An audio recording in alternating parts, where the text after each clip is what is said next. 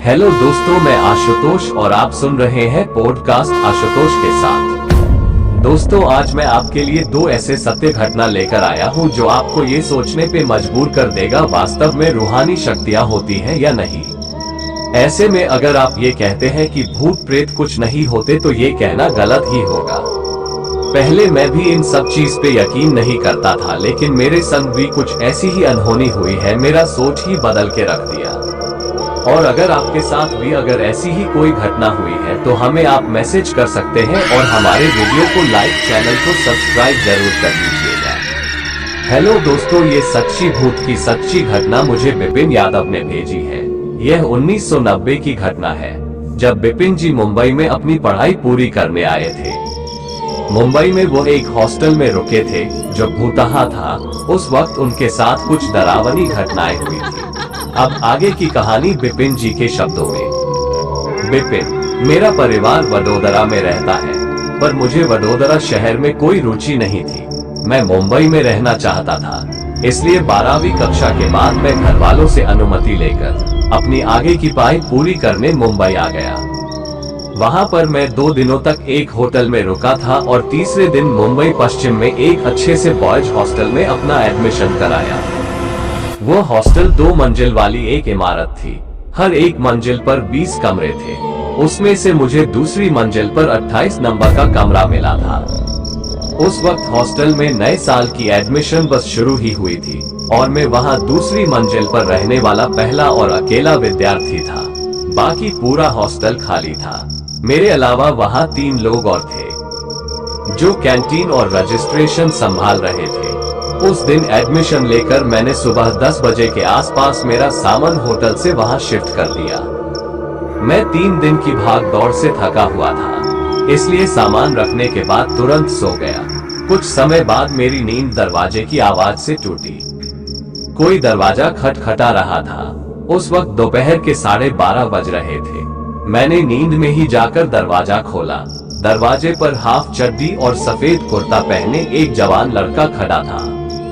उसने कहा, दोपहर का खाना तैयार है, कैंटीन में आकर खा लीजिए। मुझे भूख तो लगी ही थी। मैंने कहा, ठीक है, आता हूँ। उसके बाद मैं तुरंत ही कैंटीन में जा पहुंचा तो वहां के लोगों, स्टाफ ने कहा, आज कैंटीन में खाना नहीं बना है, दोपहर का खाना बाहर से मंगवाकर आपके कमरे में पहुंचाया जाएगा। ये सुनकर मैं उन लोगों पर चिढ़ गया और गुस्से में बोला, अगर कमरे में ही खाना पहुंचाना था तो वो लड़का भेजकर मेरी नींद खराब करके नीचे क्यों बुलवाया। वे बोले, हमने किसी को नहीं भेजा।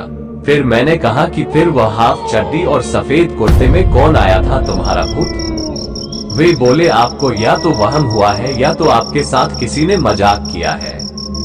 फिर पहले ही दिन बवाल ना हो इसलिए मैं अपने कमरे में चला गया, पर मेरे दिमाग में वो लड़का छप चुका था। मैंने सोचा कि अगली बार वो देखेगा तो कंताप बजाए बिना छोड़ूंगा नहीं उसको। उसके बाद वापस बेड पर लेटते ही मेरी आंख लग गई और लगभग 15 मिनट के बाद नींद में ही मेरे कान पर किसी ने जोर से कंताप बजा दिया। मैं हड़बड़ाकर उठा और अपना कान और गाल सहलाने लगा। सच में उस वक्त बहुत कसकर लगी थी। मैंने आसपास, बेड के नीचे, अलमारी में सब जगह देख लिया, मगर कमरे में कोई भी नहीं था। खिड़की भी अंदर से बंद थी और दरवाजे की कुंडी भी लगी हुई थी। फिर सोचा कि शायद मैंने कोई बुरा सपना ही देखा होगा, पर जब 1:15 बजे कैंटीन वाला मेरे लिए खाना लेकर आया था, तब वो मुझे खाने की थाली देते हुए बोला, साहब आपका गाल इतना लाल लाल क्यों है? मैंने उससे थाली लेकर मेज पर रख दी और भागते हुए बाथरूम में गया। देखा तो सच में मेरा गाल थोड़ा सूजा हुआ था, जैसी कि अभी अभी किसी ने लपड़ मारा हो। उस वक्त मुझे थोड़ा डर भी लगा था, पर मैंने खुद को तसल्ली दी। सोचा कि वह सिर्फ एक बुरा सपना था और गाल पर किसी कीड़े ने काट लिया होगा।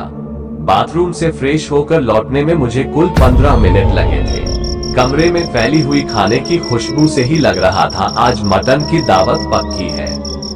मैंने खाना खाने के लिए थाली पर से दूसरी थाली हटाई और देखा तो किसी ने रोटियां बीच में से खाई हुई थी और मटन के पीस, बोटियों की जगह पर सिर्फ और सिर्फ हड्डियां थी। पूरा मांस किसी ने खा लिया था। उस वक्त मैं इतनी जोर से चिल्लाया था कि पूरे कैंटीन का स्टाफ मेरे कमरे में इकट्ठा हो गया था। मैंने कैंटीन के मैनेजर को थाली में हड्डियां और रोटियां दिखाए तो वह फटी आंखों से देखता ही रह गया। मेरा गुस्सा 7वें आसमान पर था। फिर मेरे गुस्से को ठंडा करने के लिए उसने अपने लोगों से खाने की एक और थाली मंगवा दी और मुझसे माफी मांगकर अपना सिर खुजाते खुजाते वहां से चला गया। दोपहर का खाना खाकर मैं कुछ जरूरी चीजें लेने बाजार चला गया। शाम को वापस लौटने के बाद कमरे में जाने से पहले मैंने कैंटीन में जाकर पूछा कि रात का खाना कमरे में ही भिजवाओगे या फिर मुझे नीचे आना होगा। मैनेजर ने कहा कैंटीन शुरू हो गई है और खाना भी तैयार है, आप हाथ मुंह धोकर 8 बजे कैंटीन में आ जाए। मैं भी ठीक समय पर कैंटीन में पहुंच गया और कैंटीन स्टाफ के साथ ही खाना खाया। उन्होंने मुझे बताया वो सब भी हॉस्टल में नए हैं। हॉस्टल के मालिक और वार्डन आज रात को आने वाले हैं। खाना खत्म करके मैं अपने कमरे में चला गया। सोने से पहले मैंने दरवाजा खिड़की सब ठीक से बंद कर लिए और तुरंत ही सो गया। उसके कुछ ही समय के बाद फिर से किसी ने नींद में ही मेरे कान के नीचे कंताब बजा दिया, लेकिन इस बार ज्यादा गुस्से में मारा था। मेरा कान और गाल सुन्न हो गए थे। जब मैंने उठकर देखा तो इस बार वो अंदर से बंद कमरा खाली नहीं था। खिड़की के कांच से आ रही पीली रोशनी में काफी साफ दिख रहा था। वही सफेद कुर्ती वाला लड़का मेरी तरफ पीठ करके खड़ा था। यह एक भूत है, ये समझने में मुझे देर नहीं लगी। डर से मेरे हाथ पैर कांपने लगे थे। मुझे लगा कि आज मेरी जिंदगी की आखिरी रात है। मैं बस उसकी ही तरफ देख रहा था कि वह धीरे धीरे पीछे मुड़ा। उसकी अंगारे जैसी लाला लाल चमकती आंखें देखकर मैंने उसी वक्त बिस्तर गिला कर दिया था। वो भूत सिर्फ एक लाइन बोला, मेरे कमरे से निकल जाओ। इतना कहकर भागते हुए बंद दरवाजे के पार निकल गया। उसके वहां से जाते ही मैंने अपने कांपते हुए हाथों से दरवाजा खोला और बिना आवाज किए सीधा कैंटीन में गया। वहां पुराने वार्डन और हॉस्टल के मालिक बैठे थे। वार्डन ने मेरी हालत देखते हुए कुर्सी पर बिठाकर मुझे पानी पिलाया। हॉस्टल के मालिक मुझे बोले, हमें पता है तुम क्या बात करने आए हो और तुम्हारे साथ क्या हुआ होगा, इसलिए तुम पहले वो सुनो जो मैं अब बताने वाला हूँ। तुम्हारे सभी सवालों के जवाब तुम्हें मिल जाएंगे। फिर वह बोलने लगे, यहाँ का पुराना स्टाफ कल आने वाला है और अभी मौजूदा स्टाफ नया है, इसलिए उन्होंने गलती से तुम्हें कमरा नंबर 28 दे दिया, जो कि हमेशा बंद रखा जाता है, क्योंकि आज से 8 साल पहले उस कमरे में चिदंबर नाम का लड़का रहता था। किसी अनजान कारणवश उसने उसी कमरे में आत्महत्या कर ली थी। तब से आज तक उसका भूत वही भटक रहा है।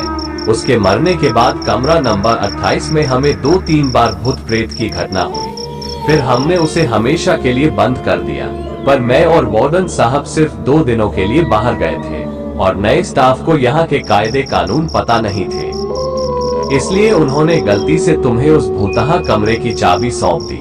फिर वार्डन ने कहा कि चिदंबर की प्रेत आत्मा ने आज तक किसी दूसरे कमरों में रहने वालों को कभी भी तंग नहीं किया है। उसे सिर्फ कमरा नंबर 28 से ही मतलब है। इतना सब कुछ देखने और सुनने के बाद मैं थोड़ी देर शांत बैठा था। फिर हॉस्टल के मालिक ने मुझे समझाया, तुम्हें यहाँ से भागने की जरूरत नहीं है, मैं तुम्हारा सामान नीचे की मंजिल पर अभी के अभी रखवा देता हूँ। वह प्रेत आत्मा तुम्हें वापस तंग नहीं करेगी। हॉस्टल के मालिक का विनम्र स्वभाव देखकर मैं कुछ और बोल नहीं सका। उसके बाद मैं उस हॉस्टल में 3 साल तक रहा। दोस्तों, आपको ये सभी भूत की सच्ची घटना पर आधारित कहानियां कैसी लगी, ये हमें कमेंट करके जरूर बताएं। और सिर्फ आपके लिए और भूत की सच्ची घटना पर आधारित कहानियां आ रही है। इस वीडियो ब्लॉग को विजिट करते रहिए। साथ ही साथ और भी बेहतर भूत की कहानियों की लिंक नीचे दी गई है, उसे भी जरूर देखें। आत्मा इस शब्द को लेकर अधिकतर लोगों के पास सिर्फ तर्क होते हैं, जिससे वो लोग आत्मा के होने का या न होने का दावा करते हैं। पर इस दुनिया में बहुत से लोग ऐसे भी हैं जो एक आत्मा से रूबरू हो चुके हैं। ये कहानी ऐसी ही एक सत्य घटना पर आधारित है। ये सच्ची घटनाएं हमें विवेक ने भेजी है। कहानी, ये सत्य अनुभव कथन विवेक दुबे का है, जो उसने हमें ट्विटर पर मैसेज किया था। विवेक थाने में रहता है और एक कॉल सेंटर में टीम लीडर के तौर पर काम करता है। 2017 में उसे अपने गांव उत्तर प्रदेश गए हुए लगभग 2.5 साल हो गए थे। इसलिए वह 2017 की दिवाली में छुट्टियां लेकर अपने गांव गया था।